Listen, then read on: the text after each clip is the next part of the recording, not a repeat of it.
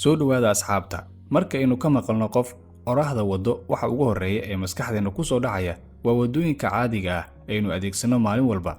Wadooyinkaas ay dad badan u arkaan inay yihiin kuwo caajis ah, kuwaas oo ku qaata ku socoshada wadooyinka waqti dheer, waxaana u sabab ah safarada joogtada ah ama shaqooyinka ka fog deegaankooda. Laakiin maanta kama hadli doono wadooyinkaasi caajiska ah. Waxaan idiin soo gudbinaynaa wadooyinka ugu waalida badan adduunka, kuwaas oo aadan weligaa sawiran lahayn in aad ku dul socoto maalin maalmaha ka mid ah. Inta aynan bilaabin, channelka maanta subscribe dheh, gambaleelkana furo, siina gaarsii asxaabtaada adiga oo sheergareynaya muuqaalkan. Shirkadda adeegyada tiknoolajiyadda ee Yoltech waxay ku qabanaysaa adeegyada kala ah web hosting, web design, management system, software development iyo international SMS bulk. Haddaba kala xiriir nambarada ku muuqda, booqana website-kooda. Yoltech, your way to the near future. Wadada Siberia ee tagta Yakutsk, dadka degan meeshaas waxay u yaqaanaan wadadan sidoo kale magaca ah wadada Raashiyaanka ee degdega badan kana timaada jaxiimaha. Waxayna ka bilaabmataa Moscow iyadoo ku socota Russia, kadibna waxa ay martaa qaybaha kale ee galbeedka wadankaas si ay u gaarto marka ugu dambeysa Yakutsk. Waxaana la dhameeyay samaynteeda waqti hore, iyadoona lagu dhameeyay si degdeg ah. Injineeradii iyo dadkii dhisayay ma qaadan tallaabooyinkii laasimka ahaa ee lagu diyaarinayay wadada in ay mari karaan gawaari badan, kuwaasi oo ku dul maraya xawaare sareeya. Magaalada Yakutsk waa caasimadda Siberia, iyadoona ka mid ah meelaha ugu qabowga badan waqtiga jilaalka. Waxa uuna gaaraya heerkulkeeda bisha January ilaa -40 digrii. Marka loo eego xaddiga barafka intaa la eg ee ku dhacaya, ayaa ka dhigaya wadada mid adag oo iska xajin karta gawaarida, iyadoo ay gaarayaan xawaaraha gawaaridu ku dul marayaan 40 mayl saacaddii. Laakiin mushkiladaha badankood waxa ay dhacaan waqtiga xagaaga, marka uu kor u kaco kuleylka qorraxda, qoyaanka dhulkana uu siyaado oo ay noqoto wadadu mid qoyan. Waxay ku dhex qarqoomaan gawaaridu gudaha qoyaankaasi iyo dhoobada dhexdeeda, halkaas ayayna ku xanibmaan, waxayna noqdaan kuwo aan awoodin inay ku socdaan wadadaas, waxayna sababtaa jaam badan. Markaana iyadoo ku qaata darawaliinta gawaarida in ay maraan maalmo dhowr ah wadada dhexdeeda, iyagoo wajahaya kuleylka cimilada oo aad u sarreeya oo gaaraya 91 digrii Fahrenheit. Wadada Zugila ee Kashmir waxaa lagu tiriyaa mid ka mid ah wadooyinka ugu ba'an uguna dabeelaha badan caalamka. Waana wado ku taala galbeedka buuraha Himalaya, waxa uuna gaaraa jooggeedu ku dhawaad 3528 mitir oo ka sarreeya dusha sare ee badda. Waana jid aan hagaagsanayn oo ka dhigay darawaliinta in ay maraan meelo halis ah si ay iskaga ilaaliyaan dhibaatada. Waxa ka sii dara arrinkaas ayaa ah inaysan ku dhex qornayn wadadaas wax layman ah ama calaamado tusaya darawalka wadada saxda ah ugana digaya khatarta. Sidoo kale cimiladu ma ahan mid taagan oo way isbedeshaa. Haddii aynu eegno waqtiga jilaalka, wadada waxaa ka buuxsaman baraf oo soo daadanaya, kaas oo cabsi gelinaya dadka. Waqtiga gugana waxaa dhalala barafkaas, waxa uuna keenaa dhoobo iyo qoyaan. Sanadii 2009 waxaa ku xanibmay 350 qof wadadan dhowr maalmood. Sababtuna waxay ahayd barafka oo ku soo dhalaalay, mana awoodo darawal inuu ku dul wado gaari. Iyadoo sidaa ah, waxayna dawladdu u ogashahay in ay ku dul wadaan gawaarida darawaliinta kuwooda ugu wanaagsan oo kaliya. Wadada James Dalton waxaa lagu sheegaa Alaska in ay tahay meesha leh wadooyinka ugu waalida badan adduunka, waxaana ka mid ah wadooyinkaasi ku dhex yaala ee aan la helin wax la mid ah wadada James Dalton, iyada oo lagu daro wadooyinka highway-ga ee laga guuray. Badanaa laguma socdo ilaa gawaarida waaweyn mooye. Waxaana la dhisay sanadii 1974 si loogu taageero tubooyinka gaaska ah ee gaara Alaska. Waxa uuna dhirirkeedu gaarayaa 413 mayl. Wadadan 80% ma ahan mid ay mari karaan gawaarida yaryarka, si dhib ah ayay ku maraan meelaha qaar. Waxa ka sii xun arrinka ayaa ah heerkulka wadadaas aad ayuu u hooseeyaa. Sidaa darteed waxa uu u baahan yahay darawal kasta in uu soo qaato waxyaabaha laga maarmaanka ah, maxaa yeelay waxaa suurtagal ah in uu ku xanibmo wadada dhexdeeda barafka soo daadanaya awgiis.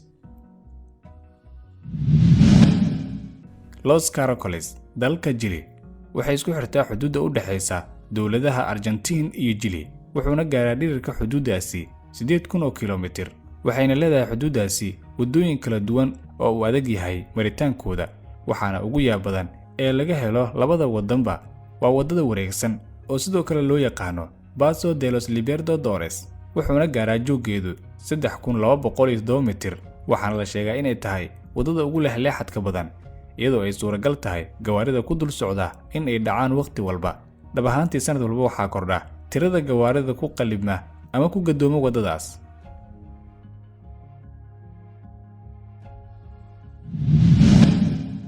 Buundada 7 mayl waxay ku taallaa buundadan gobolka Florida, waxaana lagu tiriyaa buundooyinka ugu layaabka badan ee ku yaala Mareykanka. Wuxuuna gaarayaa dhirirka buundadan 7 mayl, waxayna ku dhex samaysan tahay biyaha dhexdooda, waxaana lagu tiriyaa buundooyinka ugu dheer ee adduunka ku yaala. Waxaana la dhisay muddadii u dhaxaysay sanadii 1978 ilaa 1982, waxayna ka soo dhex muuqatay buundadan filmaan caan ah, waxayna ku dhex taallaa badda Florida.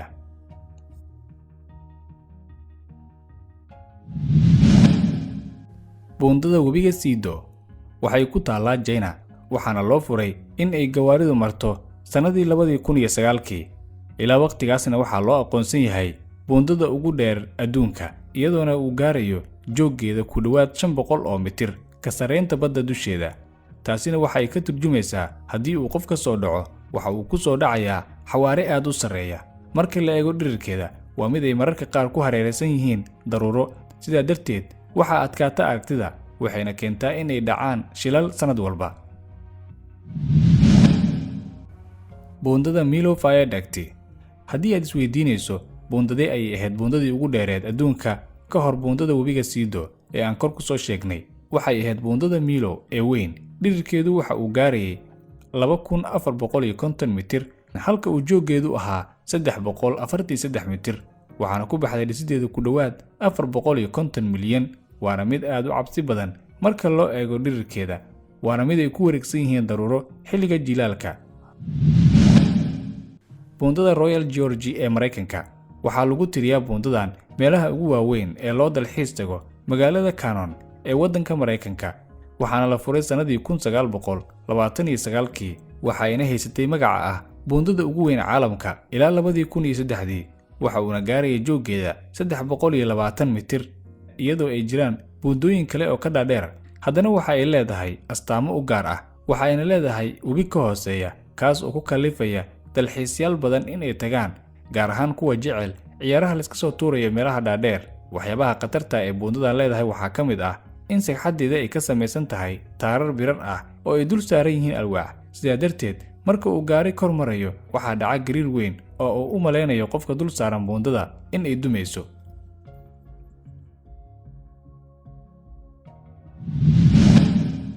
Wadada 52 God ee Talyaaniga. Waxa uu ahaa aasaasidda wadadan lagu magacaabo Wadada 52 God ee Talyaaniga, aasaasid cajiib ah marka laga eego sida loo dhisay. Waxaana dhamaystirmay asaaskeedii waqtigii boqortooyada Talyaaniga, waxaana ka qayb qaatay sameynta wadadan dad badan, iyagoo aaminsanaa muhiimadda ay leedahay in la isku xiro magaalooyin kala duwan ee Talyaaniga. Waxayna isku xirtaa in badan oo magaalooyin ah, iyadoona isku soo dhaweysay. Waxaana la bilaabay sameynteeda February 1917, wuxuuna dhammaaday bishii November isla sanadkaas. Waxayna caan ku noqotay in ay tahay qaab godad oo kale ah, laakiin waa mid aan u qaabaysnayn in ay ku socdaan gawaarida, iyadoo ay suuragal tahay in ay godadku dumaan waqti kasta. Marka loo eego cimrigooda dheer, waxaa kaloo suuragal ah marka aad ku soconayso inuu kugu soo dhaco dhagax weyn. Sidaa darteed, waxa ay ka mid noqotay wadooyinka ugu khatarta badan adduunka. waad ku mahadsan tahay daawashada muuqaalkan. Haddii aad ku cusub tahayna channelka maanta, subscribe si ay kuu soo gaaraan muuqaalada cusub. Hana hilmaamin inaad la wadaagto asxaabtaada adiga oo share garanaya muuqaalkan. Mahadsanidin.